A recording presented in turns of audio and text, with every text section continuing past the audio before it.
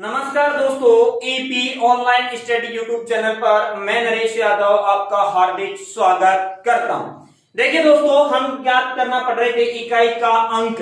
इकाई के अंक में मैंने बताया था कि जो कोई सवाल बड़ा होता है, जैसे एक सवाल लिया मैंने 129 की घात 2025 गुणा 148 की घात 157 गुणा 124 की घात 120 में इकाई का अंक क्या होगा, इकाई का अंक क्या होगा, ये सवाल मैंने लिया दोस्तों। क्या करेंगे, मैंने आपको बताया था पिछली क्लास में कि यहाँ जो घात है इसमें 4 का भाग लगा देंगे। क्यों लगा देंगे वो मैंने आपको बता दिया था, क्योंकि 4 का भाग इसलिए लगाते हैं कि 4 के बाद जैसे ही हम जाते हैं तो अंकों की पुनरावृत्ति शुरू हो जाती है। तो यहां से जो 25 है इसमें यहाँ इकाई का अंक 9 है। 9 इसकी घात कितनी है 2025 में यदि हम 4 का भाग लगाएंगे तो कुछ ना कुछ गलती कर बैठेंगे, समय ज्यादा लगेगा, आंसर तो आ जाएगा लेकिन समय ज्यादा लगेगा। भाजकता का नियम मैंने आपको बताया था कि अंतिम 2 अंकों में यदि 4 का भाग जाता है तो संख्या में पूरा 4 का भाग चला जाए। तो यहाँ क्या करेंगे, 25 में भाग लगाएंगे। 25 में जब आप 4 का भाग लगाएंगे तो 24 बार पूरा यानी 6 चौका 24, एक शेष बच गया वो आपने यहाँ लिख दिया। उसके बाद 57 में भाग लगाया तो 856 कितना बच गया, 1 बच गया। 14 चौका 56 होता है। उसके बाद यहां से 4। अब देखिए यहाँ 20 में पूरा भाग जा रहा है, 20 में पूरा भाग जा रहा है, शेष बच रहा है 0। यहां ध्यान देने वाली बात है कि जब भी शेष 0 बचे उस समय आपको शेष 0 नहीं लिखना है, आपको उसकी घात लिखनी है दोस्तों 4। अगर आप 0 लिख देते हो तो उसके संख्यात्मक मान में परिवर्तन हो जाएगा। मैंने बताया था कि कोई भी संख्या है उसकी घात 0 होती है। तो जैसे मान लो 124 है, इसकी घात आपने 0 लिख दी, उसका मान 1 आ गया, जबकि ये संख्या तो कुछ और ही है, बहुत बड़ी है, इसलिए यहां 0 नहीं लिखेंगे, क्या लिखेंगे 4 लिखेंगे। 4 क्यों लिखेंगे, क्योंकि हम 4 का भाग लगा रहे हैं। तो यहां से आप क्या करोगे, 9 की घात 1 यानी 9 एकम 9, फिर उसके बाद 8 की घात 8 एकम 4 की घात 4 करोगे, अर्थात 4 गुणा 4 गुणा 4 गुणा 4, 4 चौक 16, 4 चौक 16। क्या आएगा एक अंक, यहाँ भी 6, यहाँ भी 6, 6 चंगा 36, क्या आएगा एक अंक 6। यहां से आपने देखा इनको गुणा करेंगे तो यहां आएगा 9 8 72, और 72 में क्या आया 2, और फिर यहां से क्या लेंगे 6, तो 6 दूनी 12। इकाई का अंक क्या है दोस्तों 2। 12 से अपने को कोई लेना देना नहीं है, अपने पास जो निकल के इकाई का अंक क्या आया 2। दोबारा देखिए सवाल क्या था, 129 की घात 2025, 148 की घात 157 और 124 की घात 120। यहां तक कोई दिक्कत नहीं थी कि आपने यहाँ 9 लिखा और 25 है, 25 में आपने 4 का भाग लगाया, शेष क्या बचेगा 1 बचेगा, वो आपने लिख दिया। यहाँ 148 में क्या है 157 में आपने भाग लगाया, शेष क्या बचेगा 1। यहाँ लिखा आपने 124, यहाँ 4 है, 4 की घात 20 में भाग लगाया, शेष बच रहा है 0 नहीं लिखना है, 0 लिखते उसका संख्यात्मक मान बदल जाएगा, इसलिए क्या लिखेंगे 4 लिखेंगे। 4 लिखते यहाँ देखिए 9 एकम 9, यहाँ 8 एकम 8, यहाँ क्या आया 4 गुणा 4 गुणा 4 गुणा 4, कितनी बार 4। तो यहाँ से 9 8 72, 2 आ गया, यहाँ से 6 आ गया, 6 दूनी 12, इकाई का अंक आ गया आपका 2 आ गया।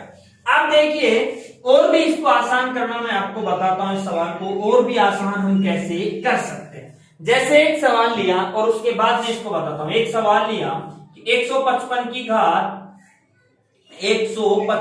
घात 2096, 126 की घात 178, 124 की घात 2025 और 129 की घात 1029 में इकाई का अंक क्या होगा, में इकाई का अंक क्या होगा। देखिए क्या होगा यहाँ इकाई का, देखिए यहाँ क्या करेंगे कि ये जो संख्याएं लिख दी इनमें आपको भाग लगाना है, यहाँ 96 में, यहाँ 78 में, यहाँ 25 में, यहाँ 29 में। अब ये सवाल भाग लगाओगे समय ज्यादा लगेगा, इसलिए मैं इससे भी एक छोटी चीज आपको बताने वाला हूं, पहले इसको इस प्रोसेस से समझिए, उसके बाद अगली बात मैं आपको बताऊंगा। यहाँ क्या किया 96 में भाग लगाया 5 है, 96 में भाग लगाया पूरा जा रहा है, शेष क्या बचेगा 0 वाली कंडीशन में हम 4 लिख देते हैं। यहाँ 6 है, 78, 78 में भाग लगाया, देखिए 4 एकम 4, कितना बच गया 3 बच गया, 38 हो गए, 4 नाम 36, कितना शेष बचेगा 2, यानी 6 की घात 2। यहां से भाग लगाया, कितना बचेगा 1, और यहां से भाग लगाओगे तो भी कितना बचेगा 1। अब आप क्या करोगे, 5 की घात 4, 5 की घात 4 जब आप करोगे तो 5 गुणा 5 गुणा 5 बार 4 बार करोगे तो 625 आता है। 625 में का एकम क्या गया 5। यहां 6 गुणा 6 करोगे तो 36 आता है, 36 में 6, यहाँ 4, यहाँ 9। अब आप क्या करोगे, 6 पंजा 30, इकाई अंक में क्या गया 0, आपको आगे जाने की जरूरत ही नहीं है। तो जो इकाई अंक है वो क्या आ गया 0, और ये आपका उत्तर। अब देखिए यहां सवाल की शक्ल देखते ही, यानी सवाल देखते ही, सवाल क्या एक इसका देखते ही प्रारूप की क्या उत्तर आएगा, आ जाना चाहिए था आपका 0। कैसे, यहाँ 5 है, यहाँ 6 है, 6 पंजा क्या होता है 30, और 30 में क्या आ गया 0। लेकिन ये हमेशा 5 ही आएगा क्या, हमेशा 6 आएगा, उसके बारे में आपको बताने वाला। तो ऐसा सवाल जब भी आ जाए, आप सवाल देखते ही और इसको सोल्व कर दोगे, आंसर आ जाए। अब देखिए क्या करेंगे दोस्तों, इसमें 2-3 चीज मैं आपको लिखवा रहा हूं। पहली चीज है पहले नंबर की, वो क्या है कि जब भी किसी संख्या के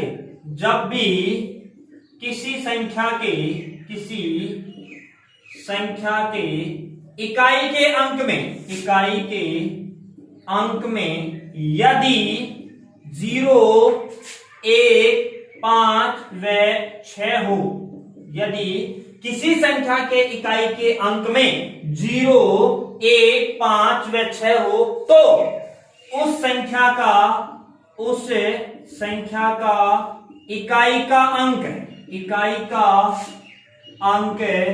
हमेशा 0, 1, 5 व 6 ही रहेगा, चाहे घात कितनी भी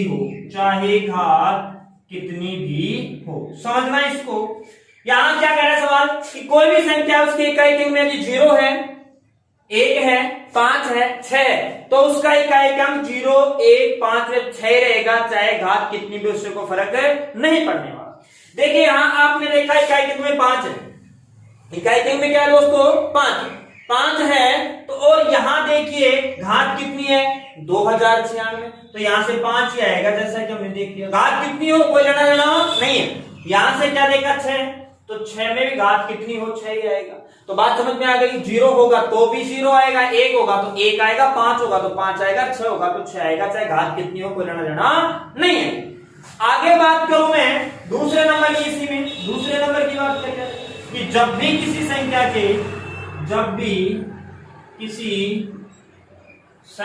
के इकाई के अंक में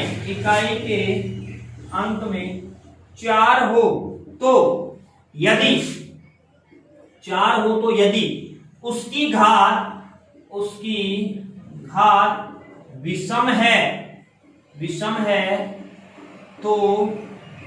इकाई का अंक 4 होगा,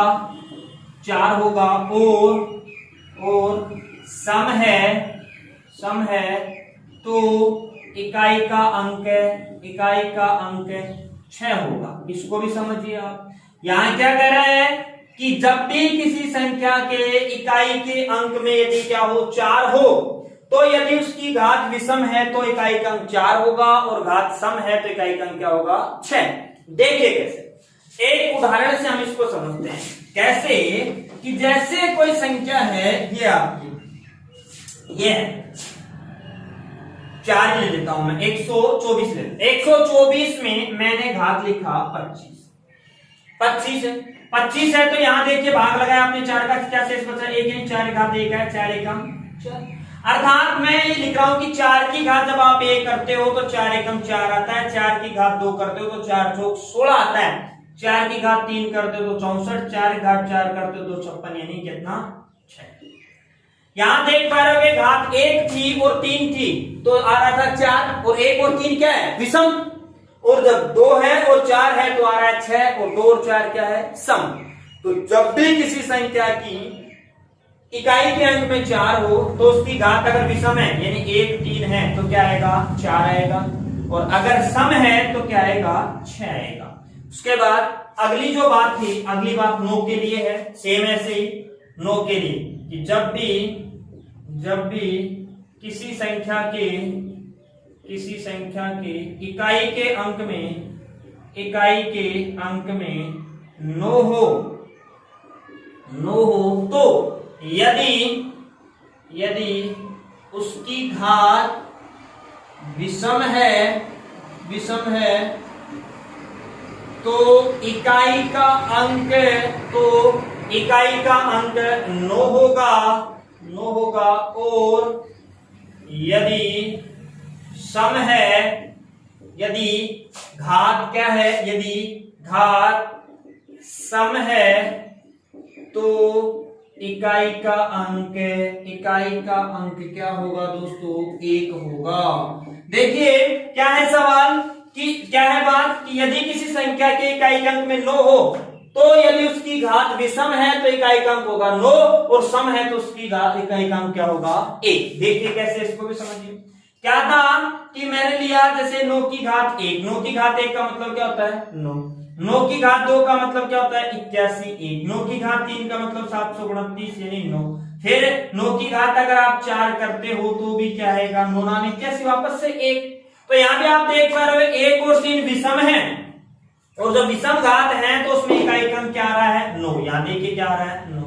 और यदि अगर घात सम है यानी 2 और 4 सम है तो इकाई अंक में क्या आ रहा है 1 आ रहा है। क्या आ रहा है दोस्तों 1 आ रहा है। तो ध्यान रखना इन चीजों को, छोटी छोटी बात है लेकिन ये बड़े काम की चीज है, सवाल को जल्दी हल करवाने में आपकी मदद करेंगे। तो देखिए अब इनसे रिलेटेड में एक सवाल लेता हूं जो बहुत ही जल्दी बहुत ही आसान आपका हो जाएगा। सवाल ये है, ऐसा ही सवाल एक लिए। अब देखिए बच क्या क्या गया आपके पास, बच गया आपके पास 2 3 7 और 8, ये 4 अंक बच गए। इन 4 अंकों का कोई नियम नहीं होता है। इनका क्यों नहीं होता है, जब मैं आपको वर्ग और वर्गमूल पढ़ाऊंगा जब आपको बताऊंगा। इनमें तो आपको भाग लगाना ही पड़ेगा। जो 4 अंक बच गए आपके पास 2 3 7 और 8, तो इनमें तो आपको भाग लगाना ही लगाना पड़ेगा, इनका कोई शॉर्ट नियम नहीं होता। जैसे एक उदाहरण देखिए, उदाहरण क्या है, उदाहरण है दोस्तों 126 की घात 1940, 129 की घात 1024, 124 की घात 1055। अब देखिए सवाल है में इकाई का अंक क्या होगा, में इकाई का अंक क्या होगा, ये सवाल है। तो यहां दोस्तों क्या करेंगे, यहां 6 है, मैंने आपको बताया 6 जब भी किसी संख्या की इकाई के अंक में हो तो आप क्या करोगे, घात नहीं, कोई लेना देना नहीं, सीधा का सीधा इकाई का अंक 6 ही आएगा। 9 है तो आप घात देखोगे, यहां घात कैसी है 1024 क्या है सम, और सम घात होगी तो उसमें इकाई का अंक क्या होगा 1, क्योंकि यहां इकाई के अंक में क्या है 9। ये देखिए जो पिछली स्लाइड में मैंने यानी पिछले इसमें मैंने आपको पढ़ाया अभी कि जब 9 है तो इकाई का अंक क्या आएगा, 4 है तो इकाई का अंक क्या आएगा, 2 है तो 6 है तो इकाई का अंक क्या आएगा, 5 है तो इकाई का अंक क्या आएगा। उनको आप देखिए, बहुत ही आसान सवाल हो जाएगा। फिर यहाँ 4 है, 4 में घात देखेंगे कैसी है विषम, और विषम जब घात होती है तो क्या आएगा, विषम घात में 4 में 4 ही आएगा। अब आप इनको गुणा कर दीजिए, 6 एकम 6 और 6 चौका 24, यानी इकाई अंक में क्या आ गया दोस्तों 4 आ गया। देखिए बहुत ही आसान सवाल, बहुत ही जल्दी ये सवाल जो है वो सोल्व हो जाएगा अगर आपको ये चीज पता है तो। उसके बाद दोस्तों आगे बात करते हैं, ये तो था गुणा वाली बात। अगर जोड़ने या घटाने वाली बात आ जाए तो जोड़ने घटाने वाली बात कैसे, जैसे यही मैंने लिया 155 की घात 1024 प्लस 178 की घात 105 प्लस 129 की घात 1055 में इकाई का अंक क्या होगा, अंक क्या होगा। देखिए दोस्तों यहां वही काम, नियम वही, तरीका वही, वहां गुणा था यहाँ प्लस माइनस है, तो यहाँ कोई फर्क ज्यादा खास पड़ने वाला नहीं है। यहाँ क्या करोगे 5 है तो 5 ही रहेगा, यहाँ 8 है यहाँ भाग लगाना पड़ेगा, यहाँ 05 है 05 में आपने भाग लगाया, शेष क्या बचेगा 1 और 8 घात 1 का मतलब दोस्तों 8 ही होता है। यहाँ 9 है, घात देखोगे घात कैसी है विषम, और विषम कंडीशन में 9 में 9 ही आता है। अब आप सबको जोड़ दीजिए, 8 और 5 13 और 9 22 में इकाई अंक क्या आ गया 2, और यही आपका उत्तर होगा दोस्तों। ये क्या होगा उत्तर। तो जोड़ने वाले में आपको जोड़ना है इकाई के अंकों को आपस में, गुणा करने वाले में आपको गुणा करना है और माइनस होता तो आप क्या कर देते, माइनस कर देते। ठीक है दोस्तों, इसके बाद एक चीज और आती है इसमें, और वो एक चीज क्या आती है, एक चीज क्या आती है, फैक्टोरियल, क्रमगुणित। फैक्टोरियल शब्द सुना होगा आपने, और जिसको हिंदी में बोलते हैं क्रमगुणित। क्रमगुणित का मतलब क्या होता है, लगातार गुणा, लगातार गुणनफल, लगातार गुणनफल। क्रमगुणित का मतलब होता है दोस्तों लगातार गुणनफल। तो यहां देखिए लगातार गुणनफल में क्या होगा, जैसे मैंने लिखा ये इसके साइन होते हैं, तो ये होता है इसका साइन और एक ये होता है इसका साइन, ये दोनों ही फैक्टोरियल क्रमगुणित के साइन होते हैं। जैसे मैंने लिखा 2 फैक्टोरियल, 2 फैक्टोरियल का मतलब होगा 2 गुणा 1, 3 फैक्टोरियल 3 गुणा 2 गुणा 1, 4 फैक्टोरियल 4 गुणा 3 गुणा 2 गुणा 1, यानी जहां से शुरू है वहां से करो और उसके बाद आगे तक चलो, 5 गुणा 4 गुणा 3 गुणा 2 गुणा 1। यानी मैं आपसे पूछ लूं 2 फैक्टोरियल में इकाई क्रम क्या होगा, तो 2 फैक्टोरियल में इकाई क्रम होगा 2 एकम 2, 3 फैक्टोरियल क्या होगा 3 दूनी 6, 4 फैक्टोरियल क्या होगा 4 तिया 12, 12 दूनी 24 में क्या 4। उसके बाद दोस्तों मैंने लिया 5 फैक्टोरियल, 5 फैक्टोरियल में इकाई क्रम क्या होगा, क्या होगा 5 चौक 20। बोलो आगे जाने की जरूरत है क्या, नहीं है, इकाई क्रम में क्या गया 0। तो यहां आपको एक बात याद रखनी है हमेशा हमेशा के लिए, कि जैसे ही हम 5 या 5 फैक्टोरियल से ज्यादा जाते हैं तो उसके इकाई के अंक में हमेशा 0 ही होगा, चाहे कहीं तक भी जाए। याद रखना ये बात कि जब भी 5 या 5 फैक्टोरियल से ज्यादा हो तो उसमें इकाई का अंक हमेशा 0 ही होगा। जैसे मैंने लिया 128 फैक्टोरियल, तो आपको ये नहीं करना है 128 गुणा 127 ना, बिल्कुल भी जरूरत नहीं है। इसमें जो इकाई क्रम क्या आएगा, क्या आएगा 0। मैंने ले लिया 5253 फैक्टोरियल, तो इकाई के अंक में क्या आएगा 0 ही आएगा। आपको बिल्कुल भी इसको गुणा वुणा करने की जरूरत नहीं है। कैसे कि जैसे ही हम 5 या 5 फैक्टोरियल से ज्यादा जाते हैं तो उसके इकाई के अंक में हमेशा क्या आएगा दोस्तों 0 आएगा, क्योंकि 5 या 5 फैक्टोरियल में 5 चौक 20 हो गया, 0 आ गया। इसके बाद आप किसी से भी गुणा करो 0 ही आएगा। उसके बाद मैं घात की बात कर लेता हूं। जैसे मैंने एक सवाल लिया, मैंने कहा 128 फैक्टोरियल की घात 205, ये यहां आप इसके आधार को चेक करिए। आधार को आप चेक करोगे तो यहाँ क्या है 128 फैक्टोरियल है, फैक्टोरियल है तो 0 आ जाएगा। अब इसकी घात चाहे मैं 205 लिखूं, चाहे 2005 लिखूं, चाहे मैं 2,05,000 लिखूं, कुछ भी लिखूं, क्या आ जाएगा हमेशा 0 ही आएगा इसके इकाई के अंक में। तो जब भी फैक्टोरियल हो उसकी घात 0 आ गई तो उसके बाद क्या आएगा, उसकी घात चाहे कितनी हो क्या आएगा दोस्तों 0 आएगा। तो ऐसे हम इकाई के अंक ज्ञात करते हैं दोस्तों। और इसी के साथ इस टॉपिक को हम खत्म करते हैं। एक छोटा सा सवाल हम और ले लेते हैं अगले टाइप का, हालांकि ये आपके कोई काम की नहीं है। ये देखिए क्या, इकाई के अंक से 0 ज्ञात करना, इकाई के अंक से शून्यों की संख्या ज्ञात करना, शून्यों की संख्या ज्ञात करना, इकाई के अंक से शून्यों की संख्या ज्ञात करना, इस पे हम और चर्चा कर लेते हैं। उसके बाद ये अपना टॉपिक खत्म। अगला टॉपिक की चर्चा हम करेंगे कल, और अगला टॉपिक होगा हमारा जो भी, वो हम कल डिस्कस करेंगे। इकाई के अंक से शून्यों की संख्या कैसे, जैसे को लगातार संख्याएं चल रही हैं ये, और यहां है 100, और मैंने ये पूछा कि इनको आपस में गुणा किया जा रहा है, तो इनके गुणनफल के अंतिम से यानी इकाई के अंक से कितनी 0 होंगी। तो उसके लिए क्या करोगे दोस्तों, हमेशा हमेशा एक चीज याद रखना हमेशा के लिए, कि जो अंतिम संख्या है 100, अंतिम जो भी है 100 है, 105, 118, 120 जो भी, उसमें आप 5 का भाग लगाते जाओ, और 5 का भाग पूरा पूरा कितनी बार जरा वो देखना है, शेष क्या बच रहा है उससे कोई लेना देना नहीं, शेष को छोड़ देना। 5 का भाग आपने लगाया, 5 2 10 20 बार गया, फिर जो भाग